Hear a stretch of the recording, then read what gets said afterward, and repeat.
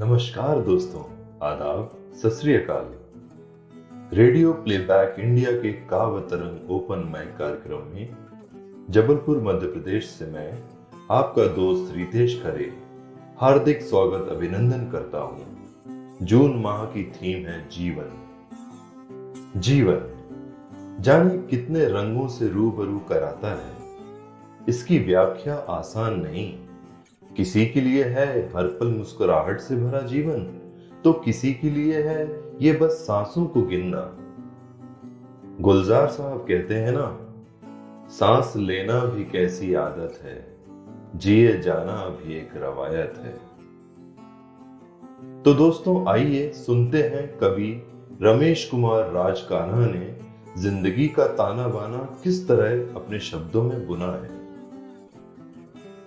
जिंदगी उमंगों का नाम है, जिंदगी तरंगों का नाम है, जिंदगी गम में भी मुस्कुराने का नाम है, जिंदगी दर्द में भी गुनगुनाने का नाम है, जिंदगी गिर के फिर उठ जाने का नाम है, जिंदगी मौत से भी रार ठानने का नाम है, जिंदगी बहता हुआ दरिया है, जिंदगी समय का पहिया है। माना तकलीफों से जब ये आंखें नम हो जाती हैं, हिम्मत से खुद ही दूरियां कम हो जाती हैं, लेकिन जिस पल आती है कुछ कर गुजरने की चाह, तमाम मुश्किलें दुश्वारियां खत्म हो जाती हैं। जिंदगी एक आशा का नाम है, जिंदगी अभिलाषा का नाम है। पल पल जो ये लम्हा गुजर जाता है, करें लाख जतन लौट के ना आता है। लम्हों को सवारें, सदियां खुद संवर जाएंगी, वक्त के साथ चलें ये जिधर भी जाता है। जिंदगी नहीं कल का नाम है, जिंदगी इस पल का नाम है। राहें हो जो टेढ़ी मेढ़ी पथरीली, जिंदगी न हो जब सीधी सजीली, कर लें जतन से लगन से मीठी रसीली। गमों की गिरफ्त से छूटेगी, जिंदगी कांटों में भी खिलेगी।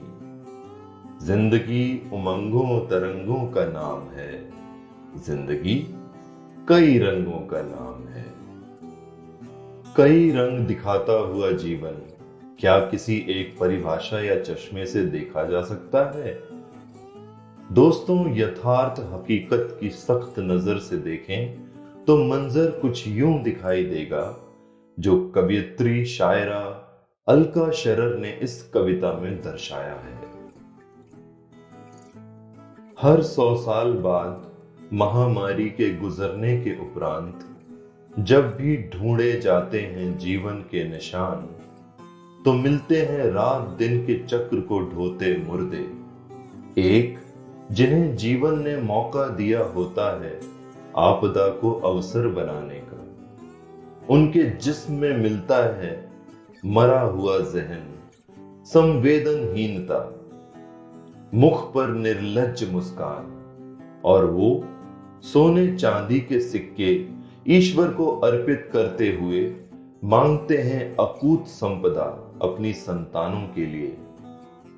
दूसरे वो मुर्दे होते हैं जो श्रापित यक्ष की तरह हो जाते हैं अर्धपाषाण, अर्धसुप्त जहन, पथराई हुई संवेदना। मुस्कुराना पड़े तो छलक जाती हैं आंखें देवग्रह की तरफ जाते हुए।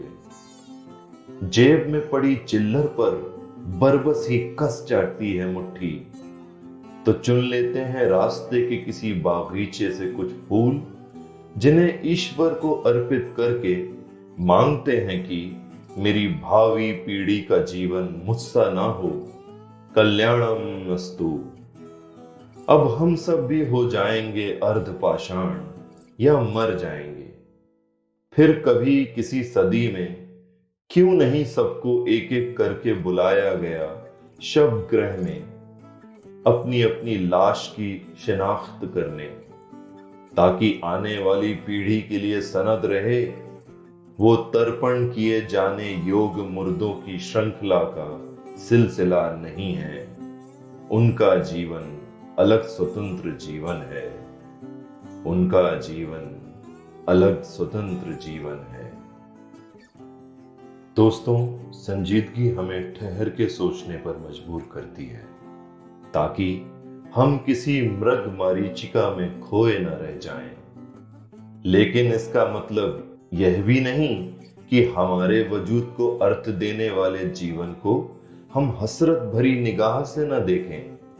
अजी बिल्कुल देखें, बल्कि सुने मेरी इस कविता में कि उसका साथ हमें कितना प्यारा है। बरसों दिया है साथ जिसने वो जीवन है, बहुत खास है बात जिसमें वो जीवन है। इस जीवन के हाथों में एक साल और है सौंपा, खिल उठेगा फिर वो जो उम्मीद का पौधा रोंपा।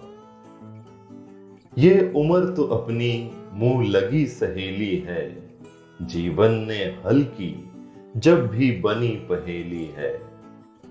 समझे सब जज्बात जिसने वो जीवन है, बहुत खास है बात जिसमें वो जीवन है। इस जीवन के हाथों में हर सवाल हमने सौंपा, खिल उठेगा फिर वो जो उम्मीद का पौधा रोंपा। पाने खोने में जब भी उलझ गए हम, सुलझाया जीवन ने जो मिला नहीं कम। अनगिनत है दी सौगात जिसने वो जीवन है, बहुत खास है बात जिसमें वो जीवन है। इस जीवन के हाथों में दिल का हाल हमने सौंपा, खिल उठेगा फिर वो जो उम्मीद का पौधा रोंपा। बरसों दिया है साथ जिसने वो जीवन है, बहुत खास है बात जिसमें वो जीवन है। बहुत खास है बात जिसमें वो जीवन है। तो दोस्तों, इसी के साथ काव्य तरंग ओपन माइक के इस अंक से मैं आपका दोस्त रितेश खरे इजाजत चाहूंगा। रेडियो प्लेबैक इंडिया में हम इसी तरह आप तक मन भावन प्रस्तुतियां लाते रहेंगे। अपने कमेंट्स और सराहनाओं से हमारा उत्साहवर्धन करते रहिएगा। आप सबका बड़ा सा धन्यवाद। स्वस्थ रहें, सुरक्षित रहें। जय हिंद।